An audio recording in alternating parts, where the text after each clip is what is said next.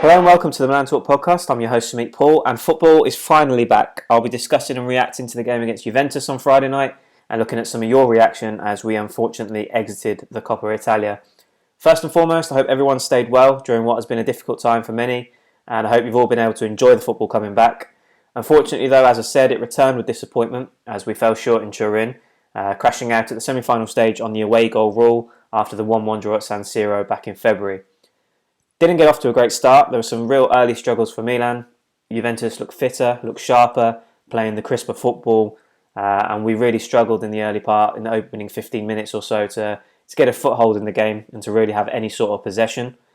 Got even worse at the 17-minute mark, Rebic getting a straight red card for a reckless foul, and it was just an uphill task from that point onwards. I think credit to the players. Even though we did struggle in the first half, we showed a lot of resilience, we dug deep, kept ourselves in the game by being organised and defensively sound to give us an opportunity to go on and snatch something late on in the game.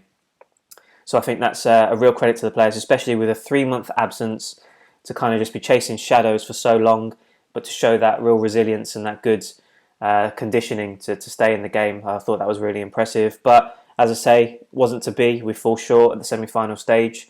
Juve will go on to play either Napoli or Inter now.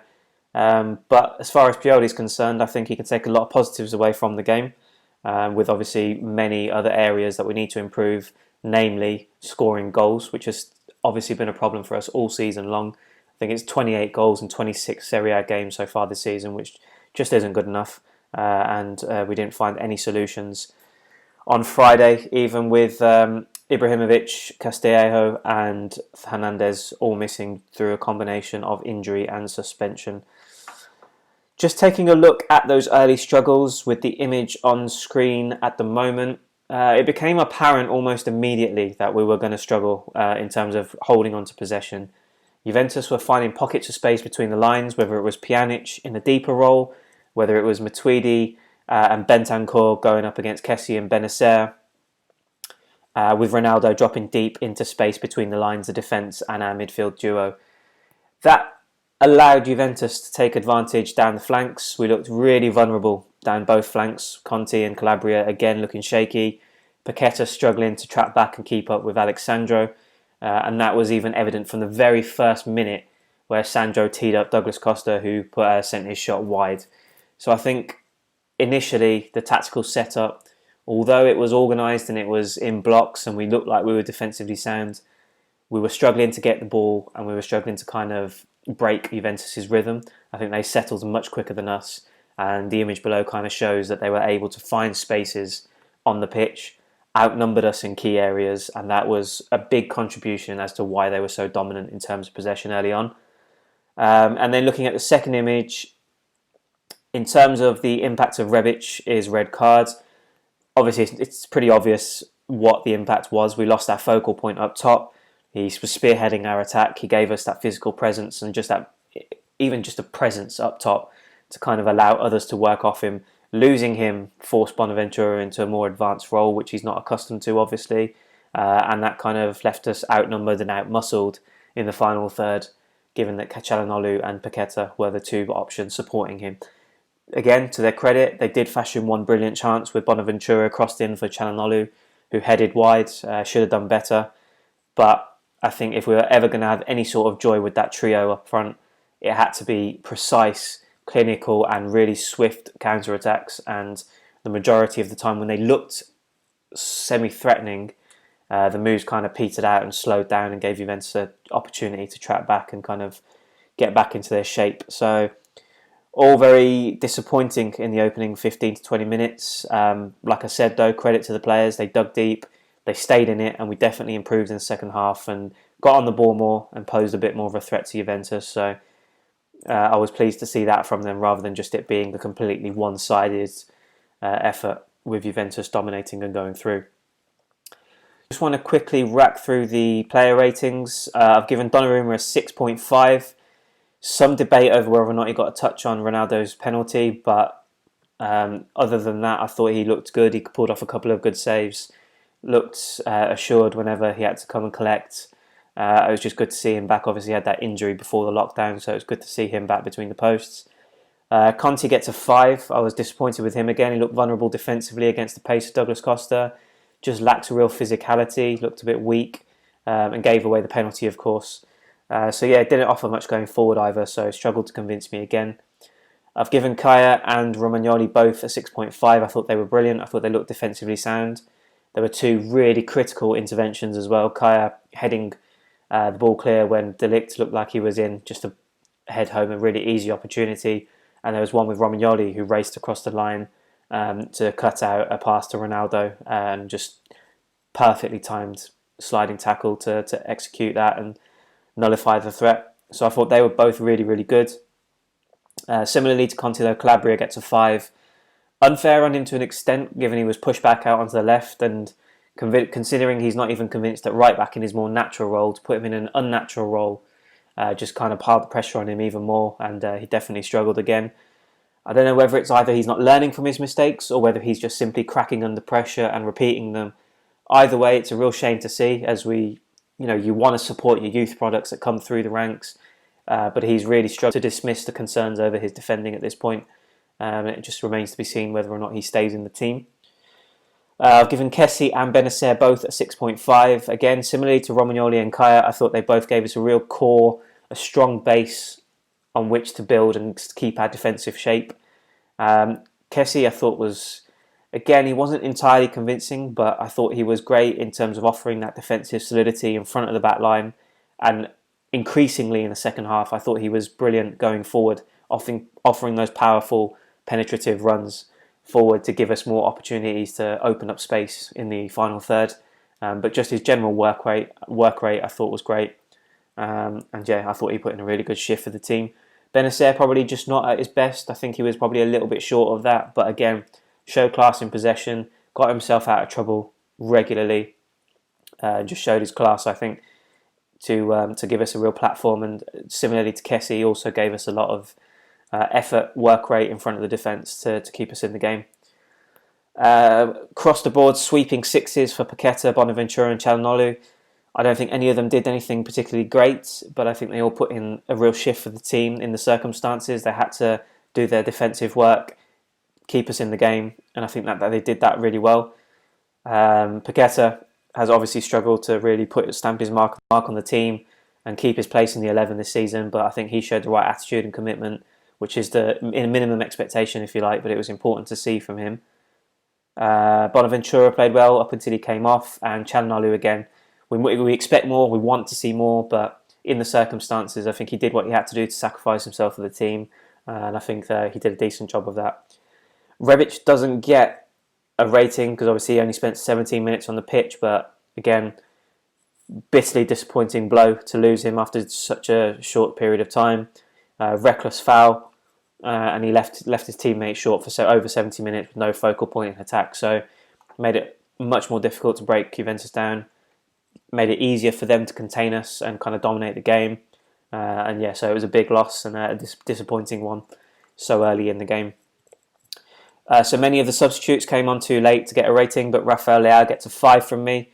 Again, just bitterly disappointing from him. We'll talk about him more in a second, but just a lack of effort, desire off the ball. Didn't really see him, come on and kind of play with that fire in his belly to prove a point.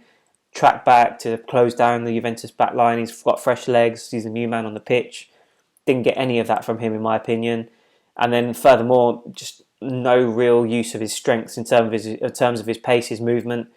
That's exactly what we were all expecting in the second half, for him to come on, to use his pace to kind of open up spaces either for himself in behind or to down the channels to open up space for others to exploit opportunities. Didn't offer anything. And for me, that was just really, really disappointing in my opinion. And again, I think that's now 2 goals and 2 assists in 23 games this season. Can't get into the team with no Ibrahimovic, and he's certainly not done enough to warrant a place in Pioli's plans moving forward either. Just sticking on Leao, the image is on screen at the moment kind of just proved the point. There was one specific sequence of play in the second half where Kessie did brilliantly to burst forward, get past the Juve midfield and advanced on the Juve back line. He had Leao in front of him, supporting him, and as the arrows show, there are two clear paths and routes that the Portuguese youngster could have gone down to either, like I said earlier, create an opportunity for himself, testing his pace against Bonucci or De Ligt, or simply dragging one of those two out of position to open up a channel for Kessie to exploit and go through and have a shot himself. Leao did neither. He checked back, looped back around Kessie, and played off a simple pass to midfield, completely shut down the move, completely shut down our momentum, and that was just one example of him doing that. Pioli was constantly urging him from the sidelines to close down Juventus players, but he just seemed so content with just jogging around the pitch, not really showing any desire. I don't know whether it's a lack of desire, whether it's a lack of positional awareness or understanding, or a combination of both. But what I'm seeing from Leao, even before last night, is really, really disappointing me. And again, in my opinion, it may be too harsh because he's still young, he's still adapting, he's still settling, but you just expect more from him. He's got strengths, he is a talent, he's got real potential, but for me, he's just not using them to his advantage. And you kind of get the impression from him that he perhaps thinks he's better than he is at this stage of his career, where he should be trying to prove a point and prove his worth at a club like Milan. And for me, I just think the hype is just over the top, and he needs to really start producing in the next few weeks before the season finishes to even kind of solidify his place in the squad next season. So we'll have to see how it plays out. But Pioli himself even admitted after the game that he did expect more from Leao. He needs to show more intensity on the pitch, and just need to see more strengths in the attacking phase from him. He's just not offering enough of a threat given how good he could be, and that's a real problem for many of us. So just switching to some of your reaction, Chandra Bhushan Bhardwaj said we miss Rebic so badly after he got sent off. Chris Kearney, red card ruined any attacking play Milan had, damage limitation afterwards. Moat AZ said red card did a lot of damage to our offence. Kessie Benacer did everything they can do. We really need a right back and so bad. Dumfries, please. We need one more player who can move the ball quickly like Benacer. Odegaard is my favourite pick. Other than that, that is our limit. Rafael Jurado said agree with best being Kaya, then Romagnoli, and then third Kessie. Elsewhere, Samir Mohammed 72 said his best performances of the game came from Kessie, Kaya, and Romagnoli. Worst was Conti. In terms of expectations for the rest of the season, he just wants to get away with the Europa League. And the question from him is there any players from our youth team that Rangnick can use, and also just bring Rangnick no more hiding around the bush. In terms of players from the youth team, I think the core is there in terms of Gabbia. We've seen him already. Daniel Maldini. There's a lot of talk around this Pobega, but I've not seen him play. And Bresciani has also knocked on the door, along with this Lorenzo Colombo, who made his first appearance last night. Looked an absolute unit for such a young player. Comes with a lot of expectation, a lot of potential, but we'll have to see again whether or not he's good enough to cut the grade. We've seen many players come through now with Locatelli, Cristante, De Sciglio, and many others who have made the breakthrough but not kicked on. Whether or not they're going to figure in Rangnick's plans if he arrives, which is obviously a big if still, even though everyone seems to know exactly what he's thinking and what he's going to do next season. Remains to be seen whether he's going to go down that path or simply just use his own sort of methods and bring in players from outside of Italy. But I agree with you. If he's going to come in, just no more hiding, just get on with it. Announce something, confirm something. You know, this is not an ideal situation for Maldini and Pioli to be in. Uncertainty over their futures, rife. Don't know whether they're going to be there next season. I think you could argue against it and say that perhaps announcing that they're going to leave at the end of the season will just suck the life out of the team. But I think one way or another, you just need that clarity, whether it's in-house, to just say that these are the changes that are going to be made next season. But we'll have to wait and see.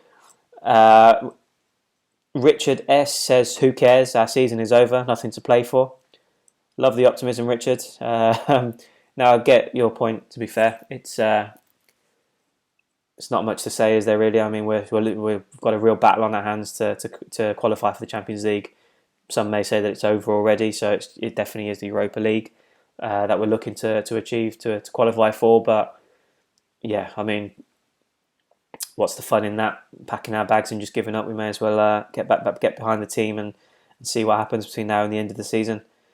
Michael Lisi at Milan Michael says, let's just bring in Rangnick now, why wait? Another one again, agreed with that. Thoughts on Paqueta on Leao today? I thought one looked rejuvenated while the other offered next to nothing. Assuming that we're on the same track, I'm assuming that you mean that Paqueta was looking rejuvenated and Leao offered next to nothing. Yeah, again, I agree. I think Paqueta needs to show more quality in the final third in terms of being decisive. I think he's not obviously got anywhere near enough goals or assists since he joined us. But in terms of the commitment and the right attitude and desire, after all the talk and all the speculation over his future, I think that was a big plus from his performance. And as I've mentioned already, Leao just bitterly disappointing. And he certainly just didn't offer anything coming on when you expected him to be the match to kind of light the fire for us in that latter stage of the game. Joe at the Milanisti 11, great to see Milan back in action. However, I won't lie, that was one of the most boring matches I've ever seen. Romagnoli was standout in my opinion. That slide tackle on Ronaldo was absolutely beautiful. 100% agree with that. Rebic was the flop of the match for his psycho karate skills. Expectations, I think we can scrape Europa League, but it won't be easy. Once we have Theo, Samu and Ibra back in the team, we'll look much better, and I'm confident we can pull it off. Again, yeah, I think it's hopeful, wishful thinking at this point, thinking that we could potentially grab fourth place still. I think that's beyond our reach, but the Europa League places are certainly still up for grabs, and at this point, I think we'll take any sort of European action that we can next season. It certainly helps in terms of bringing in extra revenue and the potential of attracting more players to come join us if we're moving in the right direction. So, yeah, fingers crossed that happens. And then, yeah, just finally some more comments on Leao. Pioli said after the game, definitely yes, in terms of he could have made a bigger impact. He has characteristics to make the most of space and counters. He must work with more intensity. So I was keen to get your thoughts on him, as I 100% agree with Pioli. I didn't like what I saw again last night. And as I've mentioned earlier in the pod, there are big question marks for me over Leao moving forward. At MD Coop 3 said he looked gassed to me, didn't look explosive at all. Michael Lisi adds that no drive at all, tried the same move every time he gets the ball. Looked like he played 120 minutes when he actually played 40. Was unfair at first, but nickname of Niang 2.0 starting to fit. I completely agree with Michael on this one. Like I said, wanted to give him the benefit of the doubt. There were obvious comparisons and clear similarities between him and Niang when we signed him. You could tell from the style of play, the languid kind of look of him when he's on the pitch and when he's running, and the strength that he has, but whether or not he was going to make the most of them and become a top player, which the potential's there, but we're just not seeing it put into action. So yeah, completely agree. But that nickname really is starting to come to the fore now, and it's disappointing to see first and foremost, because we've obviously spent a lot of money on him. But if he's not going to cut the grade, then we've got to make changes and not try and stick with him too long and search for something that's not there if he's not going to turn it around. With Pioli clearly telling him what he needs to do. Again, yeah, that also says at Rosh DEK, he also adds that Leao equals Niang 2.0 until proven otherwise, which again, as I said, I think even his emoji that accompanied that comment suggests that it is a big shame, but it certainly is looking that way, which is not a positive sign at all. Right, guys, that's a wrap for this pod. Thanks for listening. I appreciate all the comments that were left during and after the game on Twitter. Leave your comments below this video to share your opinions on anything that I've discussed, whether it's Rafael Leao, whether it's the player ratings, whether it's some of the tactical issues that we encountered early on in the game. Like, subscribe, follow on Twitter and Facebook at Milan Talk 1. I'll be back again soon ahead of the clash with Lecce on June 22nd, but until then, Forza Milan.